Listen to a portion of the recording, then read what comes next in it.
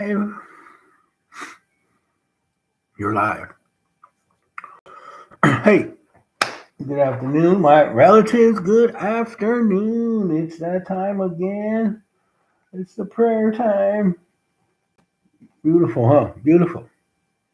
We're going to come to you live, and I'm trying to do this Crazy Horse Prophecy educational video on what we're trying to do as the indigenous nation.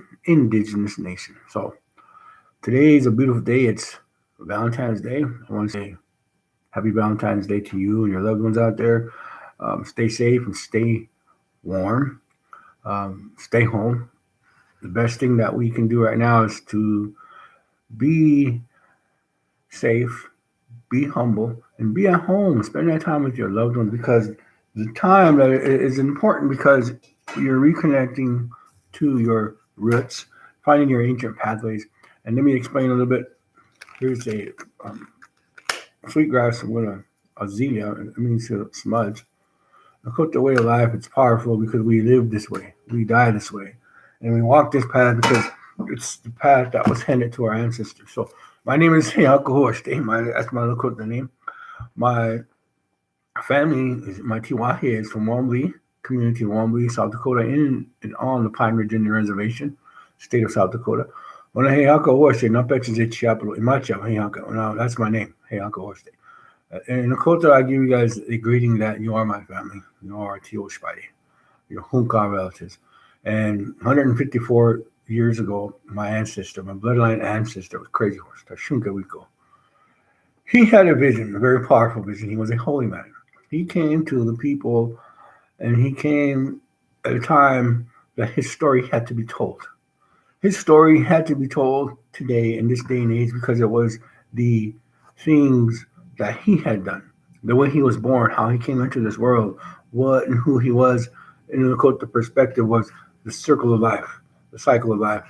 He he was known as Ishtaji, yellow hair, and that this is gray hair, black hair. So understanding why he was here, how he was a different color skin, he was light complected. His story had to be told because his story was significant to what is happening today. Today we have a melting pot of ethnicities from all around the world, different racial backgrounds, any world that is rapidly gone crazy.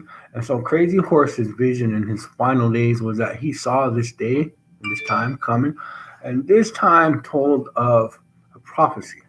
The prophecy was the red nation shall rise and be a blessing for a sick world longing for the light, a world filled with broken promises, separations, and selfishness.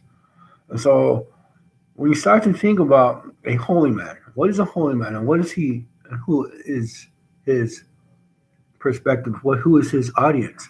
His audience was Mother Nature. His audience was the people were so humble that we live this way of life. The people paid attention to the things that he was doing. He was different. So he was the norm. The norm is everybody that is on and around in that community called the Oglala Band, the Oglala Camp, Ocheti Shako and T2 Nation. And so when we realize what this opportunity is for the world, for humanity, when you look around you, what do you see?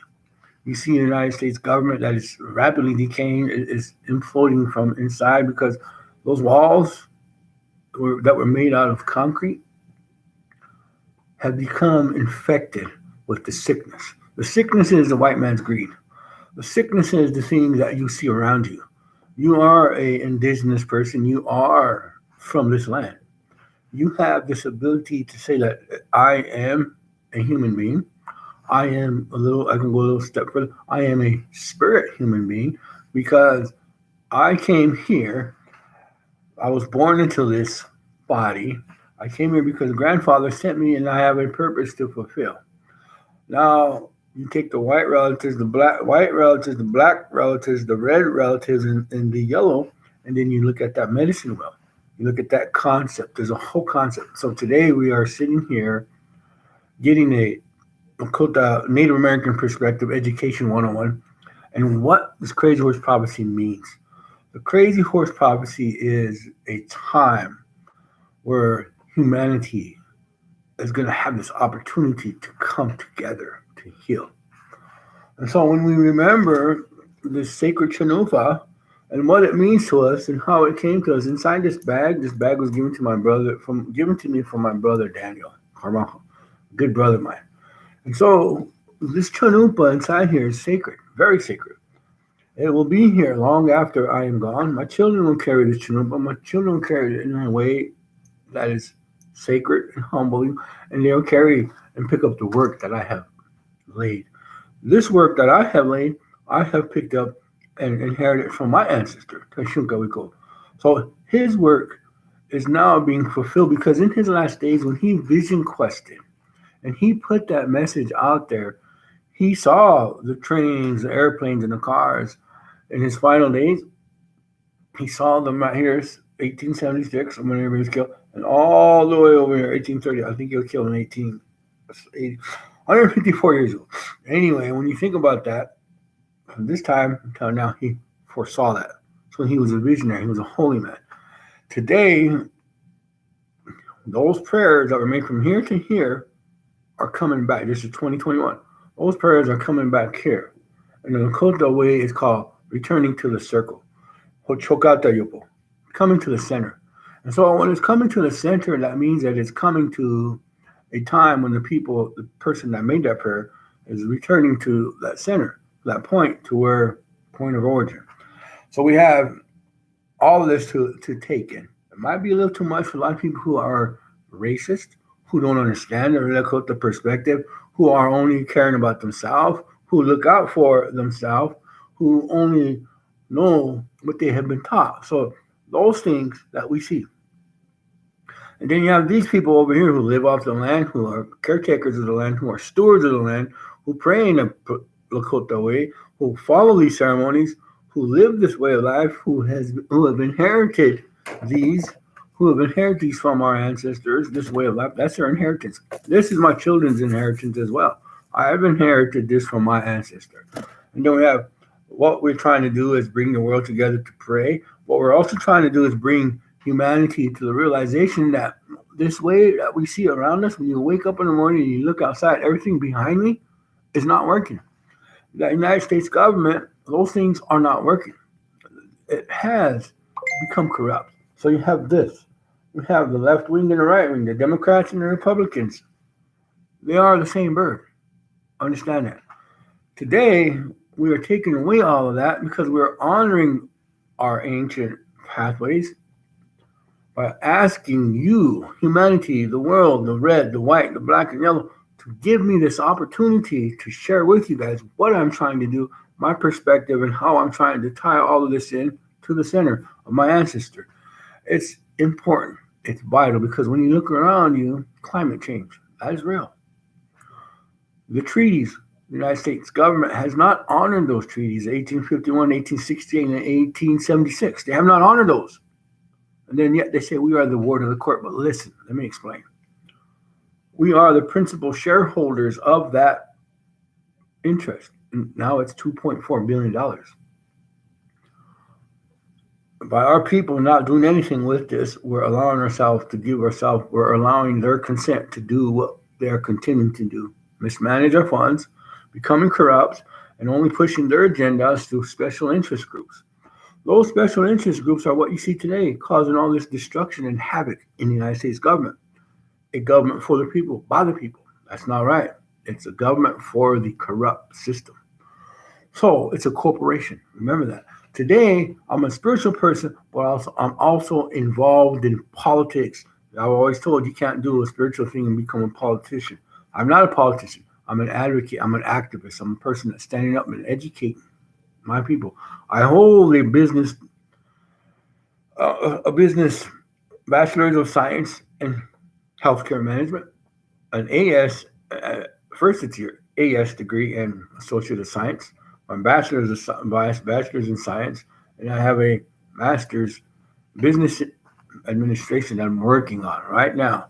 I'm educated. I'm doing what I'm doing because I'm trying to help my people who have been complacent on that reservation for over 154, 200 years. Let's just say 200 years. We've been stuck on that Pioneer Indian Reservation and all the reservations in South Dakota.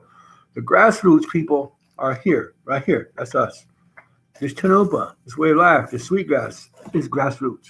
What we're trying to do is we're trying to educate you guys to learn to respect our way of life, to walk with us by us allowing you to come together to see that we are humble people.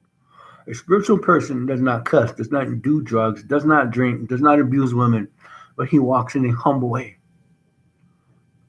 What do you see today? People hitting, people drugging, people drinking, people cussing. That is unhealthy to the spirit. When you were born, you came into this world with a spirit. The spirit was innocent.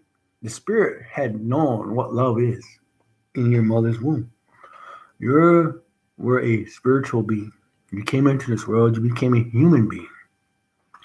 All these teachings that you should have taught, you were misled. Either you were taught right or you were misled. When you look at the teachings that were handed down from your parents and their parents, then you start to see. So today, I want to encourage you guys to get involved, become proactive.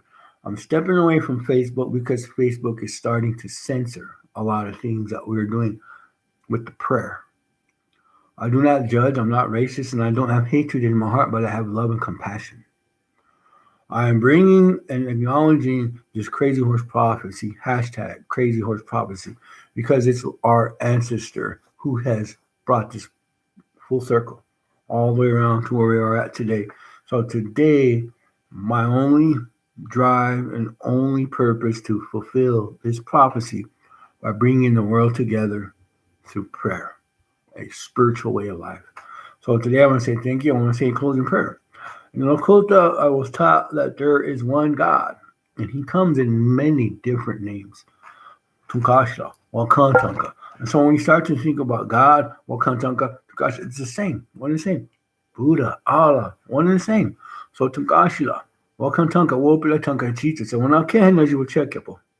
When I will check, I chala kile na washte. Na chanupa kile, chompa na will check ya, when I tashuka wiko.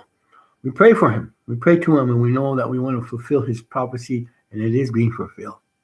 We are here. We are who we are waiting for, and we are here to change this system. We're going to do it through prayer, through education, through bringing the four races together and all the races in between. So you have your four original ancestral lineage teachings, and then you have all these other teachings that tell you that you are indigenous. You are of this land. So I want to say thank you. When we start to think about that, we need to honor that.